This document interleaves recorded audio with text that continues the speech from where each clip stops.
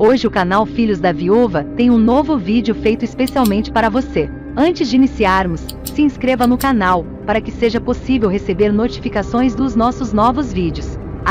E se gostar do nosso novo vídeo, deixe seu like, e se possível deixe comentários, o seu comentário é muito importante para nós. Obrigado! Sem mais delongas, vamos ao vídeo.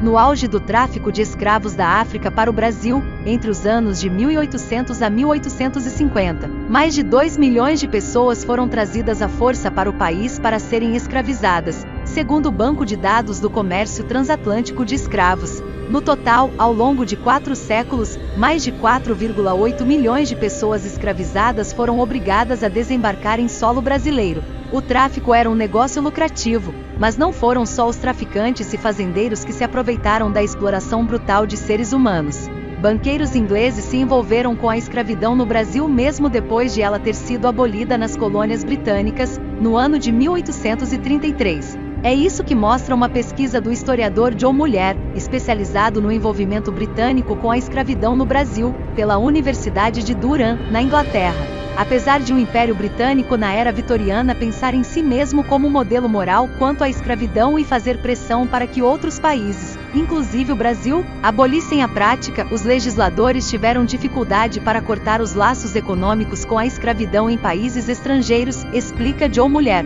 Havia 2 formas principais de envolvimento dos britânicos, explica o historiador John Muller. Uma mais ampla, por meio de empréstimos e a compra de títulos do tesouro, entre outras relações indiretas com a economia escravocrata.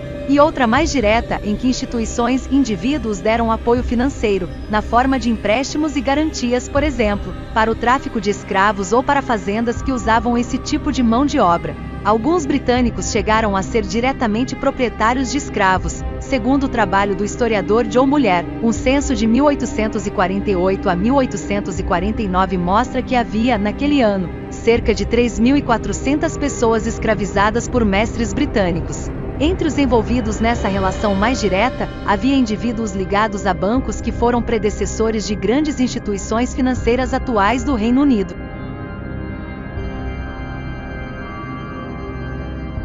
Lobby no Parlamento. Em 1833 o Reino Unido havia extinguido a escravidão em suas colônias, dando compensações para os senhores mas não para os escravizados. O Império começou também a fazer pressão diplomática para que a escravidão fosse abolida no Brasil. Essa pressão é apontada por historiadores brasileiros como um dos múltiplos fatores que levaram ao fim da prática no país. A lei que proibiu o tráfico como parte de um acordo com o Reino Unido, inclusive, deu origem à expressão para inglês ver, porque durante muito tempo não havia fiscalização e o tráfico continuou. No entanto, apesar dessa pressão do governo do país europeu, muitos dos britânicos envolvidos na prática conseguiam impedir que a legislação britânica fosse mais restritiva em relação às suas atividades no exterior. Essa ambivalência no envolvimento do Reino Unido na escravidão, tanto pressionando para o seu fim quanto deixando de cortar laços econômicos existentes, pode ser encontrada na legislação da época, diz o historiador John Muller. Isso porque os envolvidos faziam lobby no parlamento. Eles pressionavam para que seus negócios fossem protegidos, com os mesmos argumentos para defender a escravidão usados no Reino Unido antes de 1833, explica John Muller. Os 3 principais argumentos apontados eram a defesa da propriedade, porque as pessoas tinham sido vendidas como propriedades, a necessidade de o Reino Unido prosperar nesses mercados que ainda eram escravocratas, e o mito de que os britânicos que exploravam escravos eram benevolentes. Já existia o mito de que os senhores de escravos no Brasil eram benevolentes. Os ingleses diziam que eles eram ainda mais, conta John Muller, mas não há nenhuma evidência de que a escravização, uma prática baseada na violência ou na ameaça dela, era menos cruel quando praticada pelos britânicos.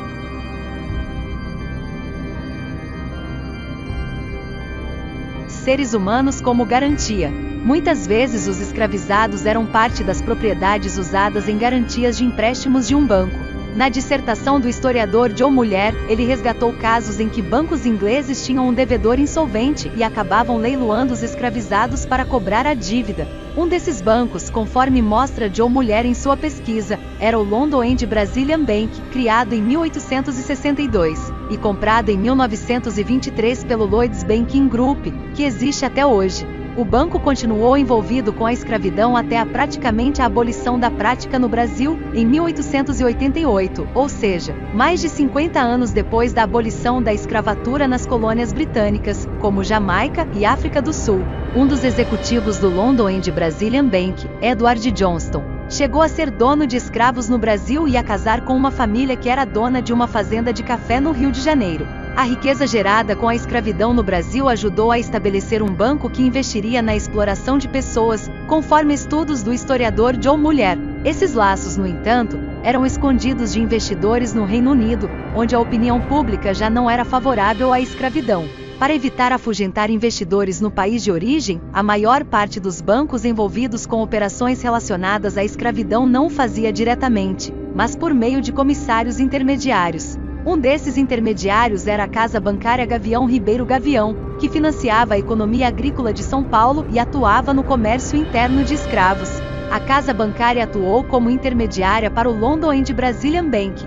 O banco britânico declarava que seu propósito no Brasil era comercial, mas tinha uma carteira de hipotecas cujas garantias eram fazendas de café em São Paulo e mais de 800 pessoas que trabalhavam nelas como escravos.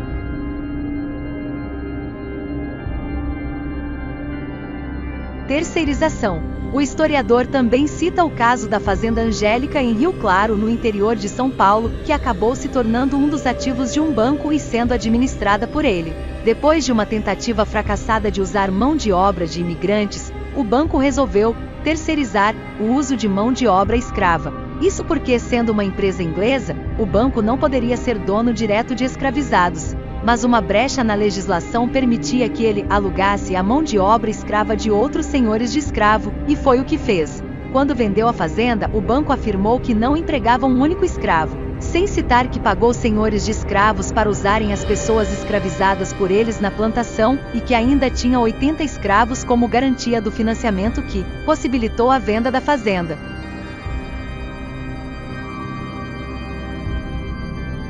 Empréstimo não pago. Nem sempre esse envolvimento era bem sucedido, e agentes britânicos que fizeram as negociações do tipo no Brasil chegaram a ser repreendidos no Reino Unido. Mas a repreensão, diz ele, não foi por questões morais, mas porque muitos dos empréstimos não foram recuperados e algumas instituições acabaram tendo dificuldades financeiras por causa disso. Muitos investidores buscavam investir em infraestrutura, em criação de linhas de trem, por exemplo, mas os fazendeiros queriam um investimento direto na produção agrícola, que era um negócio muito arriscado. Apesar disso, alguns agentes se envolveram, até contraindo orientações da sede, e depois foram repreendidos porque os negócios não deram certo. Empréstimos que tinham seres humanos como garantia e não eram pagos tinham impactos diretos na vida dessas pessoas. Em 1869, o Barão do Turvo, fazendeiro carioca que tinha uma dívida com o London and Brazilian Bank, não pagou um empréstimo que devia. O banco então entrou com um processo para recuperar o dinheiro, e como havia pessoas escravizadas como garantia, elas sofreram a consequência. Advogados do banco então realizam um leilão de 103 escravizados, incluindo famílias com crianças e bebês.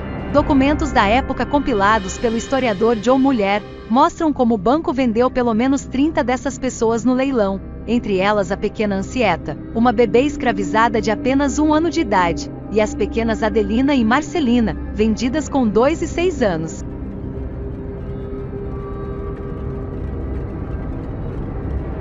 Lidando com o passado. O movimento americano Black Lives Matter, Vidas Negras Importam, em português, de protesto contra o racismo e contra o assassinato de negros pela polícia, fez com que muitas instituições viessem a público falar sobre seu histórico racista e mostrar que mudaram de postura, inclusive doando dinheiro para instituições de combate ao racismo.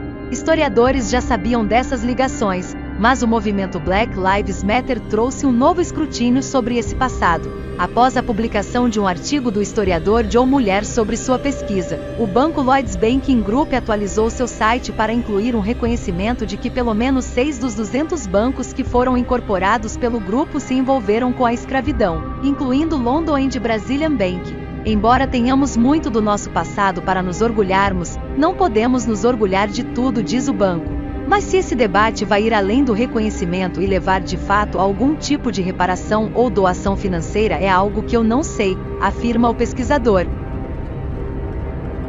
Nós do canal Filhos da Viúva ficamos felizes por você ter assistido ao vídeo até o final. Se ainda não for inscrito, faça sua inscrição, para que seja possível receber notificações dos nossos novos vídeos. E se gostou do nosso novo vídeo, deixe o seu like, e se possível deixe comentários, o seu comentário é muito importante para nós. Obrigado! Até o próximo vídeo!